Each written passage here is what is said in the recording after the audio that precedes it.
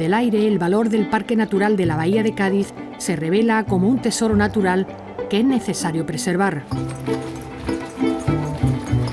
Estamos en las marismas de Santibáñez, en el municipio gaditano de San Fernando, un paraje único que ha tenido diferentes usos a lo largo de la historia.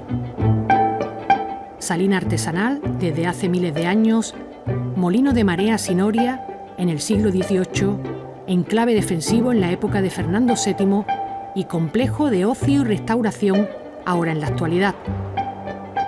Visitamos este laberinto de caños y esteros con un equipo de científicos del Instituto de Ciencias Marinas de Andalucía, que han investigado el importante papel que desempeñan las salinas como sumideros de carbono.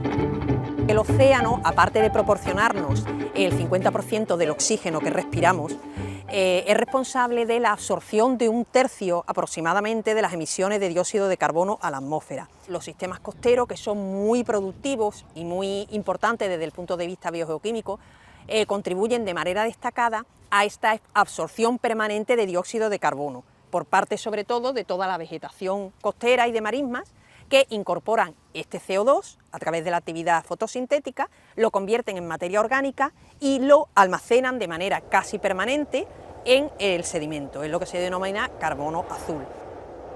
A lo largo de los años había mucha inquietud entre los gases de efecto invernadero. Se sabe que han ido aumentando el CO2 en la atmósfera, entonces hay algunas zonas que funcionan como sumideros o como fuente de estos gases. Entonces es importante conocer cuáles nos benefician y cuáles no, para tener un control. Entonces, como no sabíamos nada sobre la lámina de agua de la salina, decidimos centrarnos en esta zona. En el estudio se han examinado los diferentes usos de las marismas gaditanas y cómo influyen en la capacidad para absorber carbono y mitigar los efectos del cambio climático. Salinidad 36, temperatura 18. Para ello utilizamos las zonas de control, que son agua de mar, que sirven de entrada a la salina. También usamos zonas donde se cultivan peces, tanto peces como ostras, serían la zona de cultivo de acuicultura. Y también usamos unas salinas que son artesanales, es decir, que la sal luego se recolecta de manera artesanal como de toda la vida, y otras que son industriales, que son mucho más extensas y que se usa maquinaria pesada para recolectar esta sal. Entonces quisimos ver la diferencia de todas estas zonas. Hoy las investigadoras recogen muestras de agua y miden diferentes variables ambientales implicadas en el ciclo del carbono con ayuda de una sonda multiparamétrica. Particularmente aquí en el campo pues nos dedicamos a medir una serie de variables físicas como temperatura del agua, del aire, salinidad, viento, etcétera, etcétera.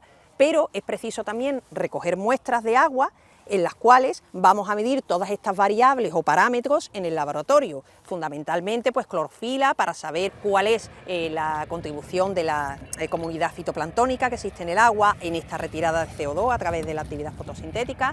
Luego también es preciso caracterizar los nutrientes, la alcalinidad, el pH del agua, el carbono orgánico disuelto.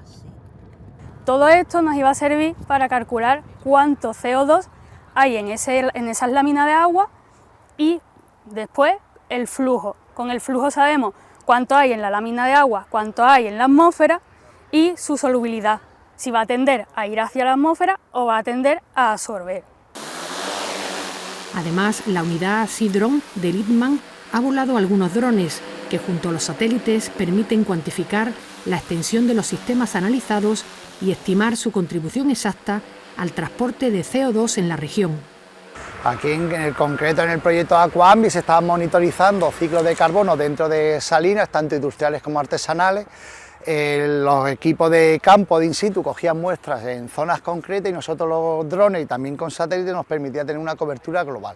Estábamos tomando imágenes con cámaras multiespectrales, hacemos calibraciones por ejemplo con carbono, con clorofila, con turbidez, variables de interés dentro del ciclo del carbono, y al tener esas imágenes de toda lo que es la salina industrial o la salina artesanal te permite diferenciar diferentes zonas dentro y luego a la vez a la hora de calcular flujos te permite cuantificar toda la salina porque estás haciendo un vuelo y estás obteniendo imágenes de toda esa salina.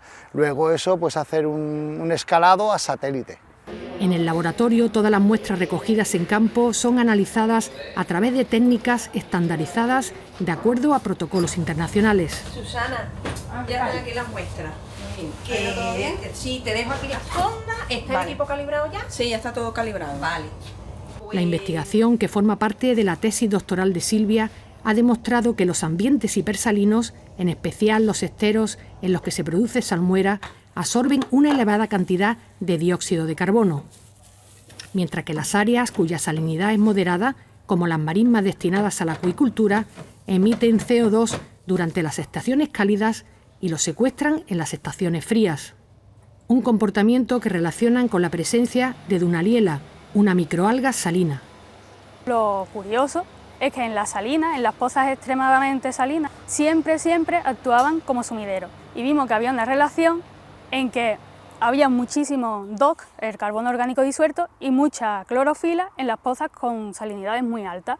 Y esto se debe a que son las condiciones perfectas para que viva la Dunaliella salina, que es una microalga que se alimenta de CO2, por así decirlo, porque hace la fotosíntesis. Entonces eran las pozas perfectas para que siga entrando el dióxido de carbono, se lo van consumiendo, ellas van produciendo oxígeno, siguen consumiendo dióxido de carbono y así. Los resultados del estudio recomiendan la recuperación de las salinas en desuso para evitar que se conviertan en emisores de gases de efecto invernadero.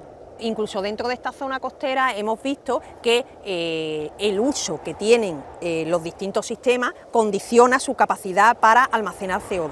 De tal manera que todas aquellas salinas y esteros que están siendo utilizadas como salinas para la extracción de sal incorporan aproximadamente en cómputo global unas 400 toneladas de CO2 desde la atmósfera anualmente. Hay otras zonas que incorporan menos, pero de manera anual, en el ciclo anual, están siendo un auténtico secuestrador de CO2 desde la atmósfera. Así que es preciso la regeneración de todas estas zonas, transformarlas, si no hacia un uso económico que también favorece la economía local de la zona, sí hacia auténticos pulmones y zonas protegidas. Más allá del análisis técnico, el estudio alerta sobre el peligro que corren estos ecosistemas si continúa aumentando la temperatura de los océanos, reduciendo su capacidad para secuestrar dióxido de carbono y mitigar el cambio climático.